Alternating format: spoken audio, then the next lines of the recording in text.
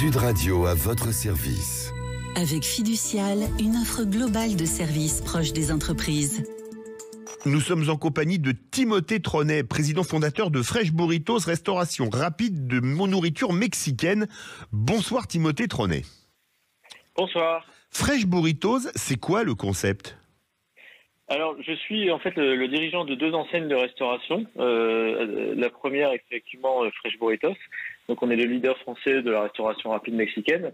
On propose des burritos, des tacos et des bols qui sont préparés devant le client, soit avec des recettes qui sont définies, soit personnalisées.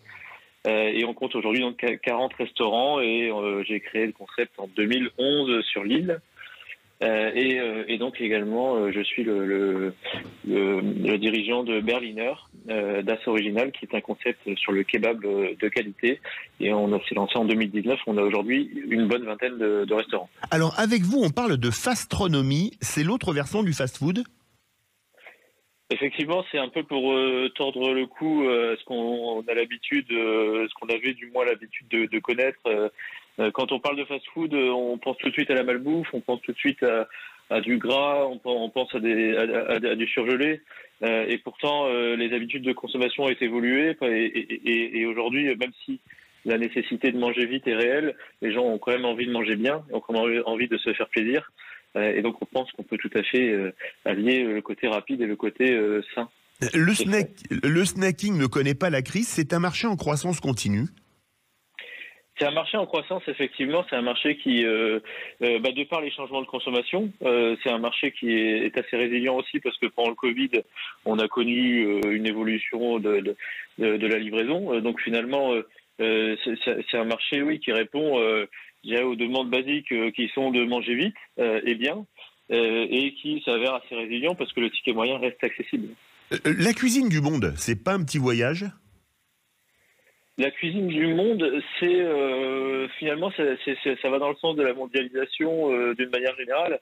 Aujourd'hui, les gens voyagent de plus en plus et quelque part ont de plus en plus de curiosité alimentaire. C'est vrai que on se rend compte que nos clients sont aujourd'hui souvent quand même des clients qui ont 40, 45 ans et moins, qui sont quand même très ouverts sur le monde et qui ont envie d'autre chose que de manger un jambon beurre, quoi.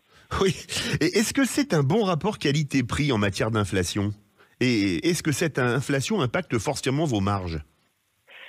Alors forcément, l'inflation, ça impacte l'activité. Aujourd'hui, c'est une réalité. Alors même si on a tout fait pour ne pas répercuter l'inflation sur le client, on n'y arrive que partiellement. Mais effectivement, oui, ça a un impact. Si on veut utiliser des produits frais et garder le même niveau de qualité, on est impacté nécessairement par l'inflation. Pour autant, voilà, on essaie de réviser nos cartes, on essaie de revoir la composition de nos produits pour essayer de rester compétitif et quand même continuer à pouvoir venir chez nous pour moins de 10 €. Comment satisfaire les nouvelles exigences de consommation, volonté de manger local, bio, etc. Et c'est tout simplement en sélectionnant les produits puis en faisant les choses sérieusement. On n'a pas la prétention de révolutionner complètement les choses. Vous savez, nous, ce qu'on fait, c'est qu'on essaie tout simplement de faire les choses simplement et bien. On choisit des produits de qualité, on fait des tests produits. Quand on peut s'approvisionner sur du plus local, on le fait.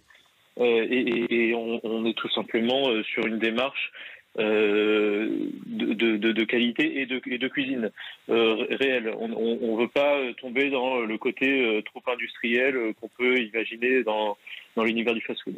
Merci beaucoup Timothée Tronet, président fondateur de Fresh Burritos, restauration rapide de nourriture mexicaine. Merci, à bientôt. Sud Radio à votre service. Avec Fiducial, une offre globale de services proches des entreprises.